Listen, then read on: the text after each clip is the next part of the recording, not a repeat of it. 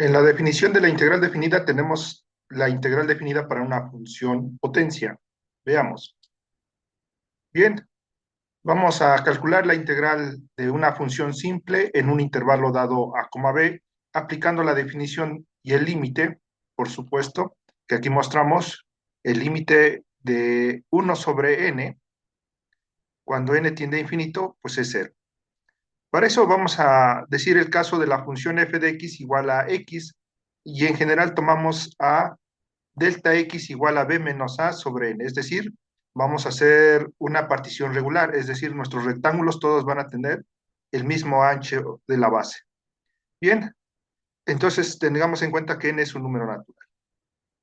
Bueno, para esto vamos a desarrollar una expresión para la suma de Riemann, eligiendo como puntos muestra, digamos que los extremos derechos de cada subintervalo.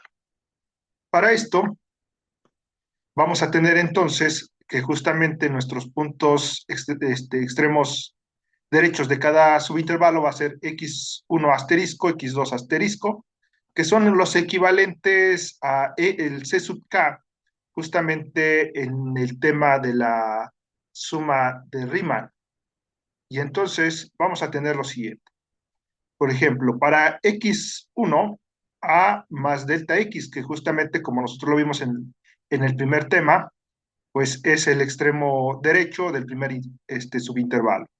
X2 es A más 2 veces delta X. X3 es igual a A más 3 veces delta X. El extremo derecho del tercer subintervalo, por supuesto. Y en general, el extremo derecho del intervalo I, es decir, I es un número entero, es un número natural en sí, que denota el número de intervalo contando de izquierda a derecha. Y este va a ser A más I por delta X. En las notaciones anteriores pudiera haber sido K. Bien, de esta manera, así como estamos señalando, tendríamos el penúltimo de los extremos derechos que corresponde al penúltimo subintervalo, va a ser A más n menos 1 delta X. Vea que es el penúltimo n menos 1. Y el último sería X sub n asterisco es igual a A más n por delta X. Digamos que este sería el extremo derecho de todo el intervalo donde estamos trabajando. En este caso sería B. Bien. Entonces, como vamos a tratar con una función, la función f de x igual a x, la función identidad, entonces en la suma de Riemann, justamente vamos a tener lo siguiente, f de x asterisco sub i, delta x, donde i es el contador en nuestra notación sumatoria. Y entonces comenzamos el primer término de esta suma, va a ser f de x1 asterisco, es decir, f evaluado en el primer extremo derecho del primer subintervalo. Y así f evaluado en el extremo derecho del segundo subintervalo y así sucesivamente. Y en forma general, f evaluado en el extremo derecho del intervalo i, ¿sí? Delta, y todos, por supuesto, multiplicados por delta x. Recuerde que f nos da, evaluado en este punto, en el extremo derecho de cada subintervalo, nos da la altura del rectángulo, y delta x, pues nos da la base. Entonces, así tenemos que cada uno de estos términos en esta suma, pues es el área de un rectángulo, para la aproximación. Y así tenemos hasta el último de todos estos, el extremo derecho del último subintervalo, que es el valor de b, por supuesto, como se ha visto, SF evaluado en ese punto por delta X. Bien, si delta X nosotros sabemos, como es una partición de tipo regular, ¿qué quiere decir esto? Que nosotros hemos dicho que delta X es B menos A sobre N, entonces, y dado que cada uno de estos valores de la función es el mismo valor en donde evaluamos a la función, ¿qué quiere decir esto? Que se trata de la función identidad, es decir, el valor que le aplicamos a la función identidad, pues nos vuelve a devolver el mismo valor, es decir, f de x es igual a x. Bien, entonces así, en el primero de ellos, f evaluado en x1 asterisco, pues es el mismo x1 asterisco. Y así cada uno de ellos, dado que es la función identidad.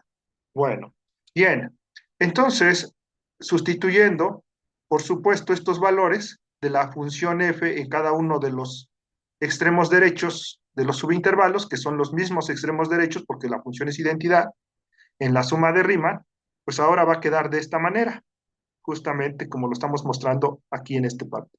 En esta parte sería x1 asterisco por delta x, x2 asterisco por delta x, x3 asterisco por delta x, y así sucesivamente, hasta tener el último de ellos, x sub n asterisco por delta x.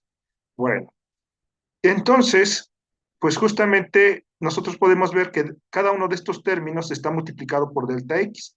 Entonces vamos a factorizar delta x y vamos a sumar por separado, bueno, mejor dicho, vamos a sumar x1 asterisco, x2 asterisco, todos los extremos derechos, y al final vamos a multiplicar por delta x, para simplificar de algún modo la suma.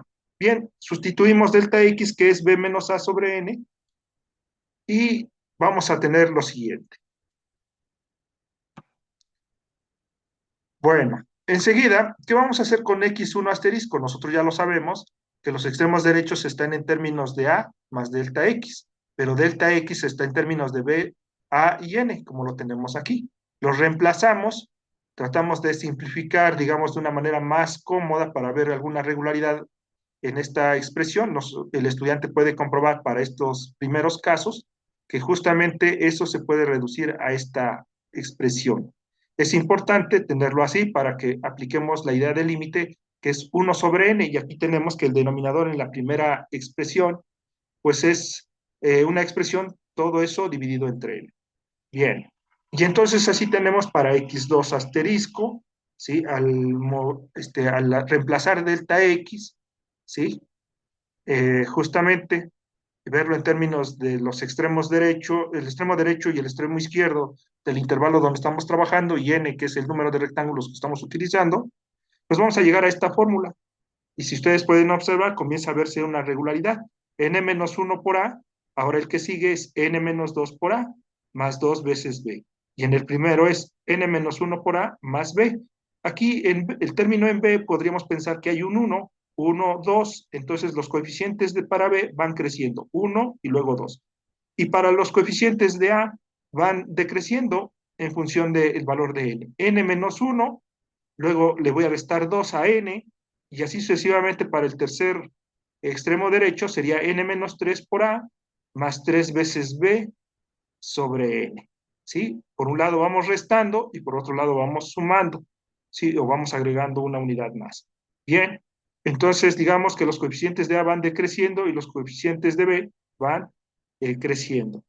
Bueno, en general puede demostrarse, justamente el estudiante puede comprobar, después de haber comprobado estos tres primeros, que justamente esta expresión de inicio para el extremo derecho en general de orden i, o para el intervalo i, o número i, pues puede llegarse a esta expresión. Vea, n menos i, que es lo que le estamos restando, multiplicado por a, más i por b, ¿sí? Que le estamos agregando una unidad cada vez, y en este caso es i.